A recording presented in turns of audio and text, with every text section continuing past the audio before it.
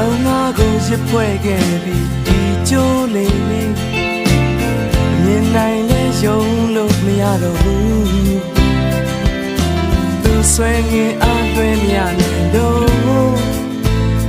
ဒီနောင်ကျိုးချီနောင်မဆုံးဆွဲလာဟာဖြတ်တော့မရအောင်တော့ကဲနေဒီလာမြသိကကိုယ်ပဲကြောင့်လောင်များရစ်ဖွဲ့နေ